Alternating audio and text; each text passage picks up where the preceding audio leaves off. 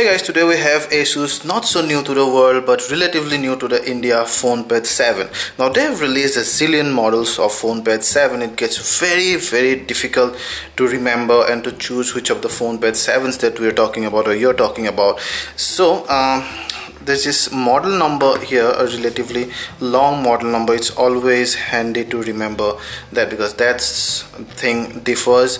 There's not much difference in the specifications among all these models, of course. This guy was announced during IFA 2013. This was released worldwide during September last, but in India it was announced in March 2014. They've already announced the next version of Fonepad 7 2014 version in May, and we're gonna give you the review whenever that comes, God knows when. But let's check out this one first. So you have this very usual Asus box, very hard cardboard box, compact as well. So you have the white model, you get the gray model as well. The white model is sexier. So you have all this marketing and pricing information here, and that's the model number you're looking at if you want to buy this particular device that we are reviewing. ME175CG is the dual SIM 3G model. Now price wise, you would see the MRP is 12,999 here in India. I did not find it on Amazon.com. On Amazon.co.uk you'd get it for about £148, and on Amazon.in about 10,850. So relatively budget device, and for the specs the price is relatively okay, I would say. So you have some quick specs and some other information, so all those that you never read. And then once we open this, we get to the tablet, usual, you see, and you can take these things off immediately. So as I told you, we have the white model, and it surprisingly looks very similar to the last Fonepad 7 and also the next Fonepad 7, by the way. And there you got the round pin USB wall adapter that has 1.35 ampere of power. Then you have some quick start guide, and you have another quick start guide, a warranty card, mind you, and then you have micro USB 2.0 USB cable. As expected, there are no earphones like you get on phones. Tablet generally you don't get the earphones, so it's okay. We did not expected that as well. So that's the 7-inch tablet. So let's quickly tell you the specifications first. You got the model number ME175CG. This is a 3G dual SIM phone, dual micro SIM, 7-inch IPS display. See, 7-inch diagonal, 1280 by 800 pixels. That comes to about 216 ppi of color density. Only average 10.5 mm thick. That's pretty thick for it, even for a tablet. 328 gram, again heavy even for a 7-inch tablet. It's powered by an Intel Atom dual core processor. The chipset is 2560. The processor is 1.6 gigahertz dual core, and you have a Power VR GPU that are quite usual with this kind of Intel APUs. 1 GB of RAM. You get 18, 16 and 32 GB versions available. It also supports micro SD card. It's gonna go inside here, so both of your SIMs plus your micro SD card here will go in. It support, I guess, up to about 64 GB. And then you have 5 MP autofocus back camera, no LED flash, you can see, and then 1.2 MP front camera. It's fixed focus. This guy records at full HD at 30 FPS, and this guy records at 720p. Apart from this, it also hides a 3950 mAh battery. So as you can see, a quite thick and handful of plastic and glass. IPS LCD does not have Gorilla Glass protection. The plastic actually feels very plastic. You can see all those. It also got slight scratches here and there. I'm not sure if you can see those. They're very subtle, but it also feels quite rugged despite of being plastic, mainly because of the bulk the weight here, you feel that it's not gonna just fly out of your hand any moment. And that 7-inch screen is very glossy. See, attracts a lot of fingerprints. Now the white model is pretty plain Jane, but the black model has a very slight texture, like the black model. I know some people might like the black model better, and if you like plain white kind of, that's the one. It's not exactly ceramic white, but it's quite glossy, and it attracts fingerprints relatively less than the front part, but still it does attract. It's not very visible because of the white, but the black ones, it's quite visible.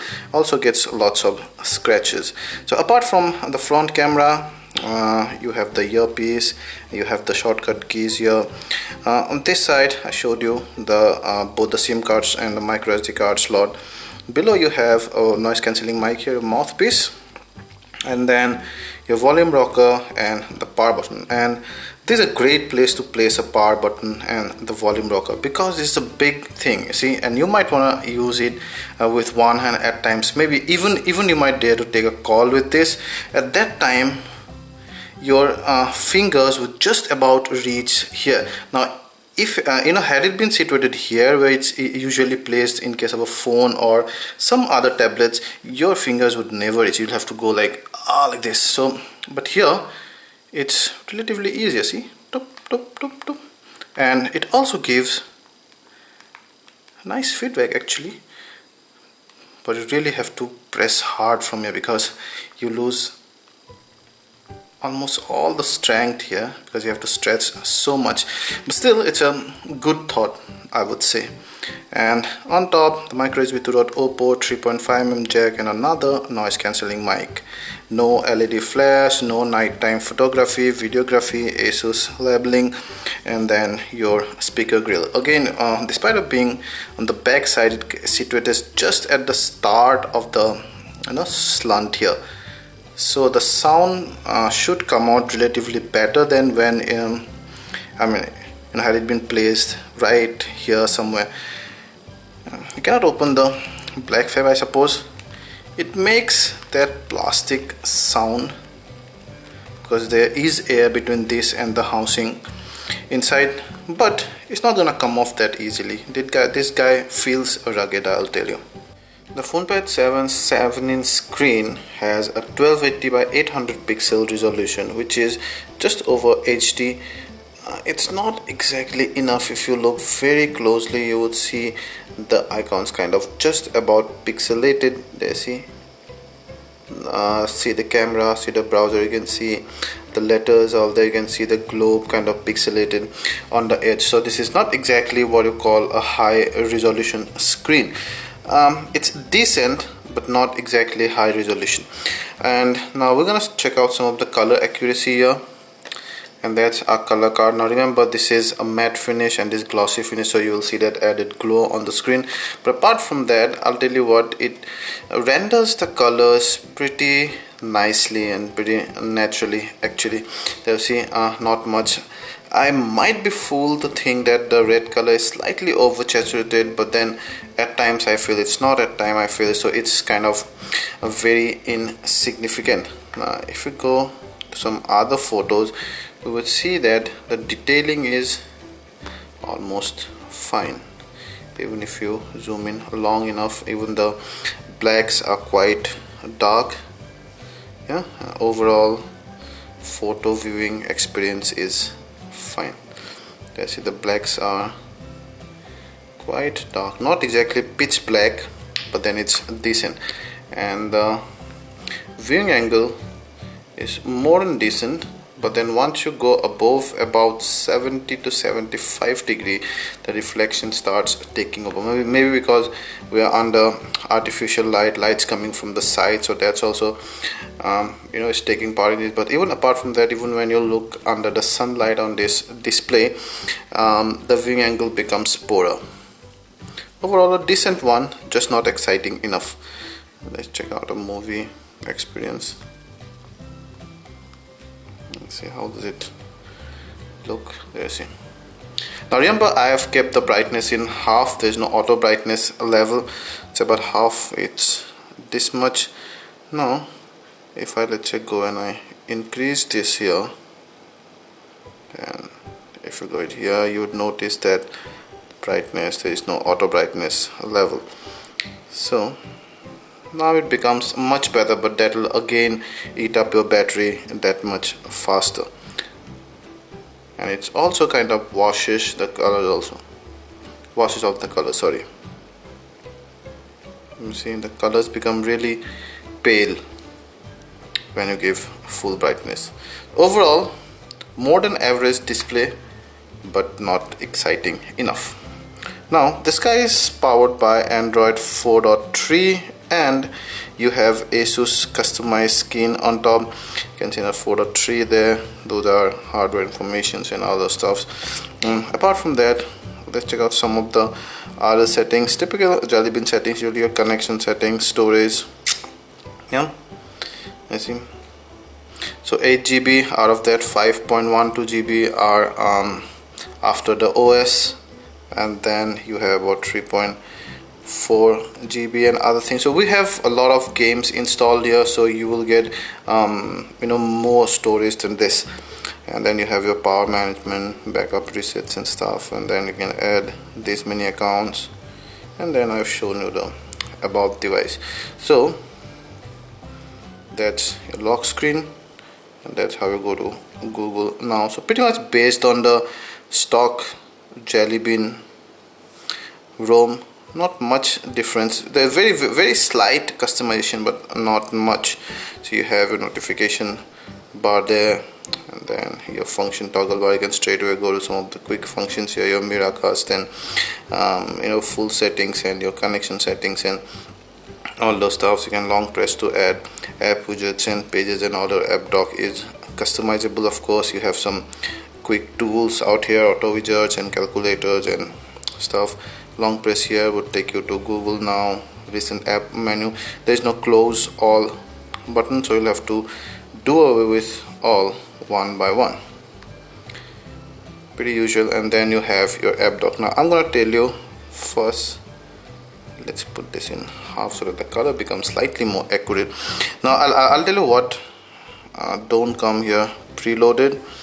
So that's first page. You can see Asphalt 8 we've installed for game test, Dead Trigger 2, FIFA 14, Fruit Ninja here we've installed. Apart from that, all of those come pre-installed. Nova 3 hours, yeah, and even Dropbox hours.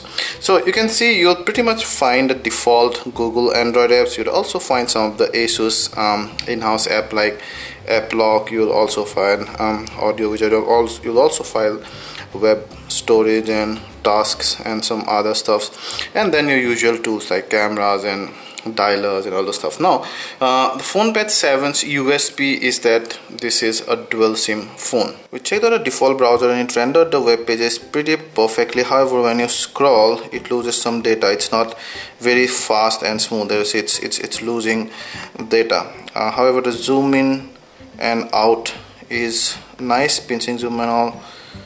The scrolling speed is fine. It's just that the web page cannot be rendered at the same speed of the scroll. Yeah. But overall, even the text legibility is fine even without zooming. We tested HTML5 and scores pretty low, 292 out of 555, and you will notice that when you open some desktop version of web to heavy web to websites filled with jQueries and iframes and all those kind of backend stuff which are not exactly plain HTML and all, then you would see that this browser really struggles. So that's your back camera, and it takes about a second. Even this is slightly laggy. So the interface is laggy throughout, slight bit, not much, but then it's kind of just about enough to annoy you. That you have your front camera. Again, see, it takes some time because converting the front camera and then coming back to the back camera. You have some color gradients there, and then your quick setting. So you have pretty much the usual settings here and there. Yeah. So you have a power saving mode and shutter animation and burst review. You can set it off if you want it to be even faster.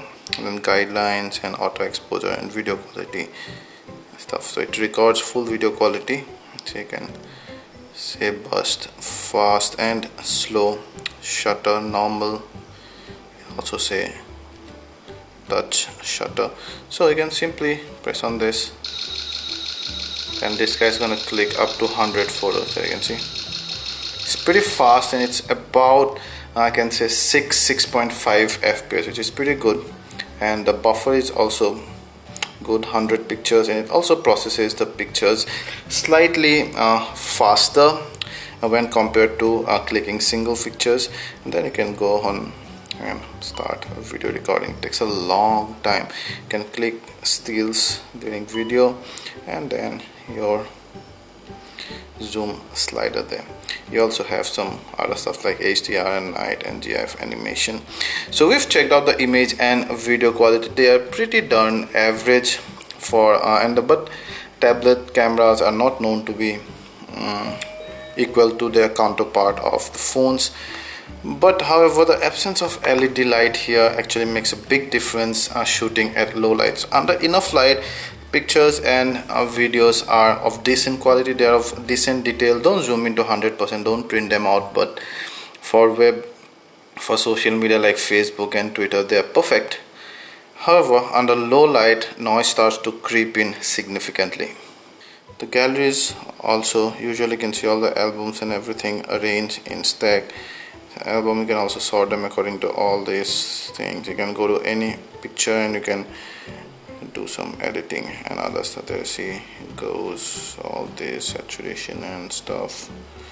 Yeah, you can also share them. You can multi-share photos, cannot batch edit them. Let's check out the music quality here. I'm just gonna play some song.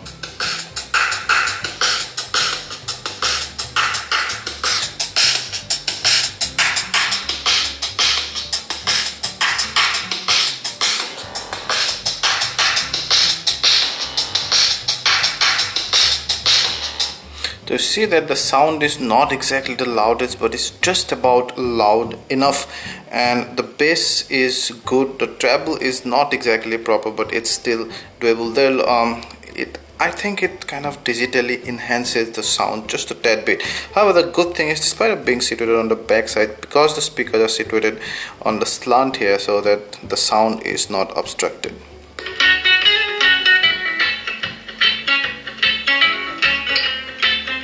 You see, I think it just tries to enhance the mid-tones digitally a bit too much.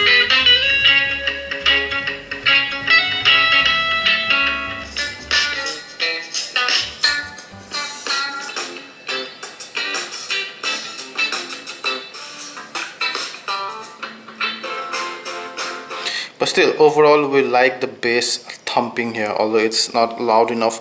By the way, through the earphones are not supplied here, but if you use your premium earphones, the bass is very good and thumping. But make sure you use a good pair of earphones. So overall, the interface is well, quite okay, decent under low to moderate usage. But once you start using this tablet very heavily, you're multitasking a lot, you play a lot of games and all, you have a lot of background apps open, it lags significantly. And even without that, in some transactions or transitions rather, it would surely lag. For example, something like let's say scrolling up a web page, or opening a new tab and going to a new address, and the switching between the camera modes, and then even music and some of the other things. With overall a lag persists, and we'd reckon that the Atom quad dual core 1.2 gig CPU is just not good enough in today's market. Of course, it's a last year's tablet. The new Fonepad 7 comes with better specs, but then for India, this is the latest Fonepad 7, and the interface kind of just about lags. Yeah. Overall, it's decent. Asus great, but not exactly your transformer quality, because it's a budget tablet, so it stays that way. Now, would you buy this? Thing is, if it was September 2013 when it was originally released world over, it definitely would have created a niche for itself, mainly because of the dual SIM capability. But it came to India around about March, April, that time. Now that time,